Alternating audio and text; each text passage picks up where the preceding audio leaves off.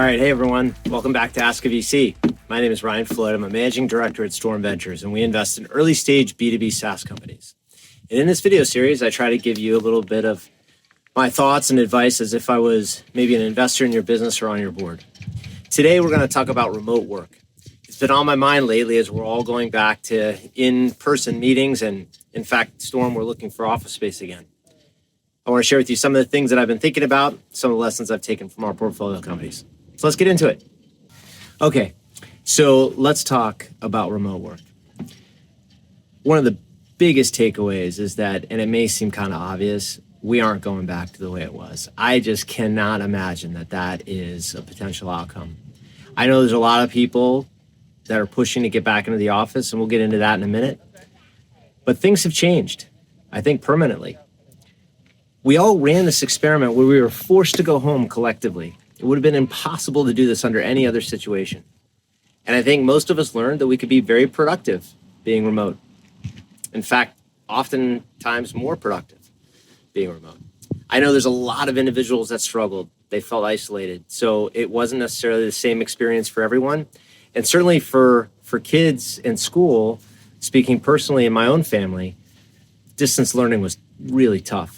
I'm not sure anybody would look at remote learning and say that that was a massive success. But in the workplace, I think there's a lot of things that came out of it that I just can't imagine we're going to go back to the way it was.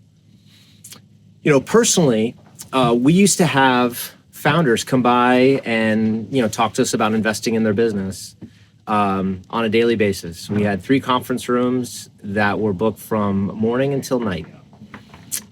Mostly with first meetings. But like most venture firms, we meet with hundreds of companies a year, but only are able to invest in a few.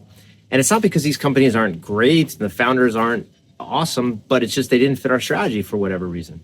And we weren't able to pre-qualify those meetings ahead of time. I love meeting with founders. It's a great use of time. But what always bothered me was that these founders would come to our office and then, invariably go to a bunch of other venture offices on Sand Hill Road, up to San Francisco, Palo Alto.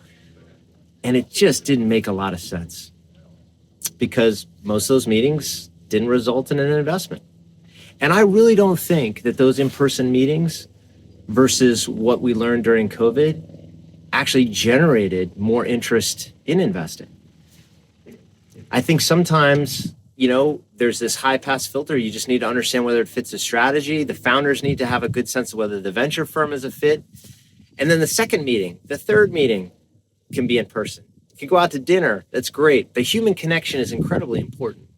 But we learned at Storm that those first meetings don't necessarily need to be in person. It's very hard for me to imagine that going back to the way it was. Another good example is just flexibility in my day. We do a lot of business in Europe, and oftentimes I'm up very early in the morning for those calls. And once upon a time, I might have gone into the office early in the morning to take those calls and then sort of been there for the whole day.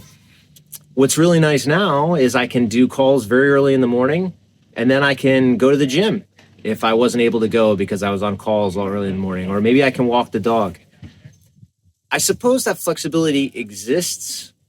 When you're in an office, you can take a walk, but you're not at your home base, right? You're far away from everything. If there's something at school with the kids, I can get there now much easily because obviously the kids' school is near home, not necessarily near where you work. So for all these reasons, it's just very hard for me to imagine that we're going to go back to the way things were. Many of our companies have been remote first long before COVID happened. And in fact, it's funny to think about it now. It was sort of a risk factor when we would invest, whether or not they were fully distributed, because it was somewhat of a rarity, 5-10 years ago, that actually was a method of working. But it turned out these companies have done well. Now we've all run the experiment, and I think can appreciate it. And now, in fact, most companies, when they start with a remote first sort of perspective. And I don't think that's going to change. And I would imagine we're going to see very large public companies that are remote first in the coming years. But at the same time, we're going to see companies that have a in-person work culture. So let's get into the second realization that I've had. Okay, so let's talk about some of the lessons that we learned at Storm and what I've been able to observe at some of our portfolio companies in terms of how they have been able to do it. On that front, we've been very fortunate, as I mentioned, that many of our companies have been remote long before COVID, and now it's probably at least a third of the portfolio, maybe even half, really take a remote first kind of culture. And there's some really interesting things that come out of that. The first is it's really not about saving money. I think many people get that confused, that somehow being remote means we can save on office space. That really isn't the case. Because to really do remote right, you still need to get everybody together because that human connection really is supreme. You need to enable that to happen. And if you're not all in the office together, it probably means you're going to need to get together once, twice a year as a company if you can. If you're too big, it's probably a lot more team travel to get together with one another and just generally spend time. And I think that's great that it's not about saving costs because it really then frees up your thinking in terms of really just how to make everybody productive without worrying about whether or not one way is more expensive than the other, which may bias, a decision. The second output, because of everyone being remote, there's a requirement to do a lot more written communication.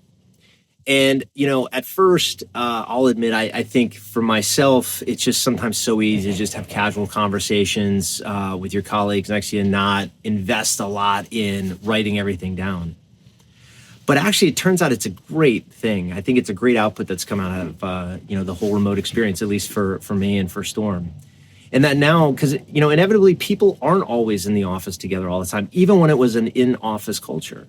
Most companies have remote offices, even if they do have an in-the-office culture. And as a result, the more that you can drive a process where you communicate important things in writing and people know where they stand, I think it just eliminates a lot of confusion and it just puts a lot more transparency for employees, which everyone ultimately values. Along with that goes trust. I think this is a really interesting thing that's come out of remote work. Because I think it can be very difficult sometimes to know, are people working? Are they not working? Sometimes it can be hard to measure the output of work. We can all try. We can try to set OKRs and we can try to know what productivity is, but it can be a long throw and sometimes it can be difficult to judge. So what it requires is a lot of trust in your employees, and employees trust in the company. And that will go a long way to solving those problems. And I think that trust actually will build a much stronger foundation, in the business. There's some obvious challenges with this as you get to scale with new employees. But I think if everyone really invests in trust and trying to build trust, I think, you're off to just a really great, great start. And the final thing, and probably the most important, I've talked about culture before in other videos. I've really grown to really appreciate its significance over the years, much more so than I think most people give it credit for in the success of organizations. And one of the biggest challenges about remote first, even in a hybrid culture, is that the culture doesn't naturally develop. In an in-office environment, good or bad, a culture is going to develop because everyone's there together. Everyone feels a part of something. Doesn't mean that something has all positive attributes, but everyone's there together. And so it kind of naturally evolves. Remote, I've found, is that it's much more challenging because you don't have everybody together. So it means you have to be a lot more deliberate in how you think about building culture. And again, I think whether or not you're in the office or you're hybrid or you're fully distributed, I think being more deliberate about building your culture ultimately leads to a lot more success. So there's been a lot of blowback. Companies like Twitter or Tesla or Apple, JP Morgan, Goldman Sachs, there's many that are saying employees need to come back to the office. That's their culture and that's what they want to do. And I think we all have to respect that. I think in the future, most people, if given the choice, will prioritize going to work somewhere based on that sort of flexibility and what works for them. I mean, as I mentioned a minute ago, many people like to be in the office all the time. So I think that can work. And especially at a place like Apple and Tesla, where, the hardware sort of necessitates many people being in the office, right? Tesla, they're actually, they're building cars. I can understand why an in-office, in-person culture sort of makes a lot of sense. So my point is that it's not going to be a one-size-fits-all. We're going to see a tremendous amount of variability. And if anyone thinks that they've got this whole remote thing figured out and what's going to work and how to make it work, I think they're kidding themselves, because we're just at the beginning. We're just now kind of getting back and sort of trying to figure out how to make all of this work. And that flexibility is going to be really important to everybody as they try to build out their new culture, their new work culture now going forward, in terms of whether it's in the office, it's hybrid, or it's, ultimately remote. I can tell you from a Storm standpoint, it's very important for us. We've realized that we need to be in person, not all the time, but we need to have some place to go. We've tried to make it work with co-working spaces. We've tried to get together for lunches, and we've really realized we do need to have some space. But at the same time, we've realized the importance of that space has as much to do with us getting together as a team as it does to have a productive place to work. So we've optimized now for some other things. We want to be able to be somewhere where we can go out and have lunch easily together. We want to be able where we can go meet other people, like more of an urban setting. We used to be on Sand Hill, which is beautiful office space, but it really wasn't near anything. It was convenient to 280 and Sand Hill Road, but other than that, there's really nowhere to go. So now we think, well, maybe it would be much better to be maybe in a downtown location somewhere. So we've learned these things now during COVID. And now I think we have a better sense of what will work for us. But at the same time, what that office ought to look like, how many offices it ought to have, how do we do video calls there? Can we share space maybe with another firm because we don't know how much time we're going to be in the space? All those are questions that have yet to be answered. And so we're going to fumble our way through this just like everybody. And when I think about really what's important, it's flexibility, and it's focusing on how to make the whole team productive, whether it's at Storm or any one of our startups. Because at the end of the day, it's really about getting the work done. It's not necessarily doing it in person, but it's really about getting that product done, getting that work done. All right, so I hope you liked, my quick thoughts on remote work and how I think about it and some of the lessons that I've learned from our companies. It certainly is not all roses. There's a lot of challenges to a distributed team. There's some physical ones like time zones and trying to communicate.